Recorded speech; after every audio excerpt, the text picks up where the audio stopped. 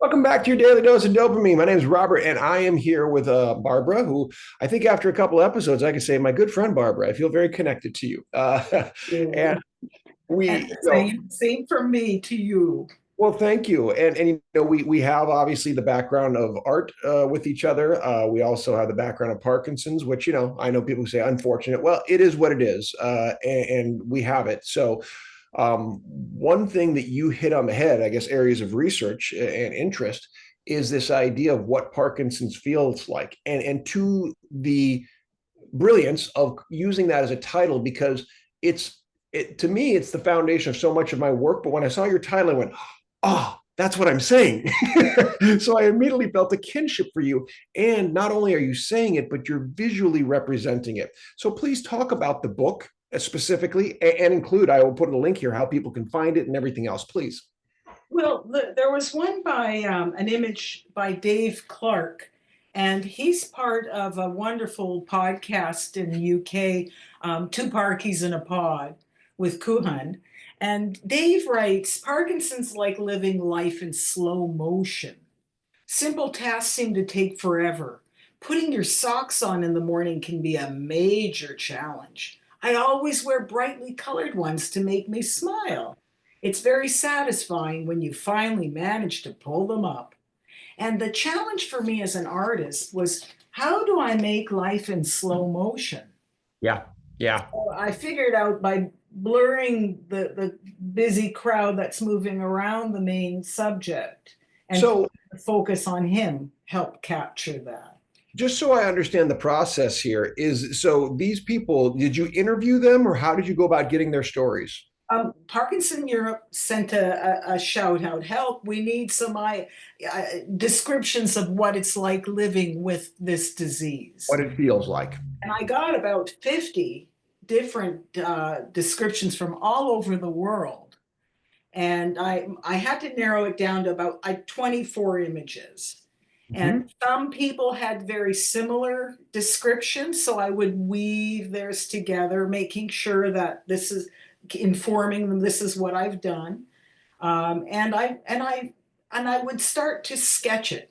And I just take a pencil and paper and sketch my ideas, and some came immediately to me. There was one with this woman tied up in her body with all knots. Because often we get dystonia, where you get cramps in your body, and it's awful. So I ended up drawing that one very quickly because I can completely relate to that. But others, which it was, for example, this one says Parkinson's feels like I'm trapped in a Salvador Dali painting. Everything's heading downward, nothing's floating, just getting heavier and heavier. I had to do some research for that. I Yeah, look at Salvador Dali paintings yeah, yeah. and create my own image. And then I would, after I sketch it, I would use some watercolor and paint. And then I would take pen and ink Yeah.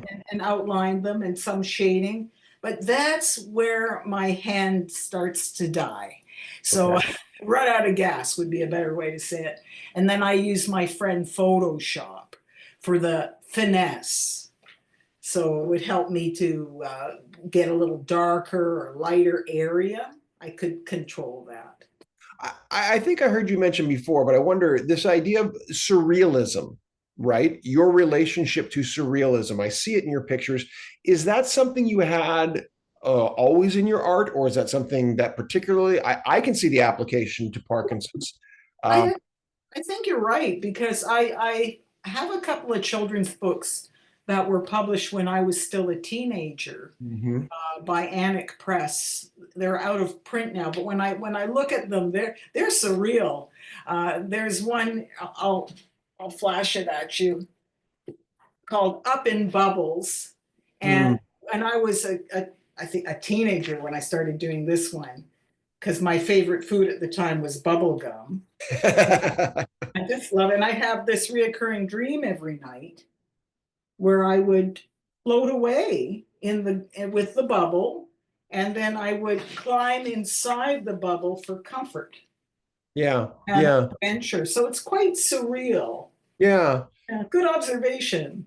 It feels like something between Shel Silverstein and Roald Dahl, James and the Giant Peach, and the end of the sidewalk. And I don't know. That's what I see anyway. And my I guess overarching compliment toward that is the approach toward Parkinson's. That Mhm. as we look at the emotional, it is not. I went through a PhD program that was a very they wanted straight line, and I had to bend where I could bend, and it was hard. It was very difficult dealing with these people because I was trying to stretch. They were mostly physical therapists. They were looking very strictly at the body. I'm going, you're missing it. And then they'd say, well, you're a student. And it's like, oh. So I think the demand has to come from the people with, and those also the care partners, the family members. And I love the surreal approach because it's just like my students as I teach writing. I tell them not, we're past the point of writing journal style. This is what I did. I say, we've hit a wall with that. I need you to engage in narrative fiction.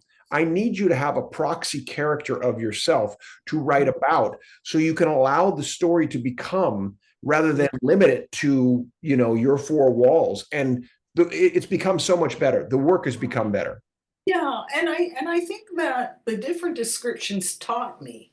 They were challenging, and I had to stretch my comfort zone, Yeah. and it affected my work. Like, so I started off with very simple drawings. This is where our Battered. Yeah. batteries get drained Yeah. with Parkinson's. But by the end, it got quite sophisticated. I feel very much Wow.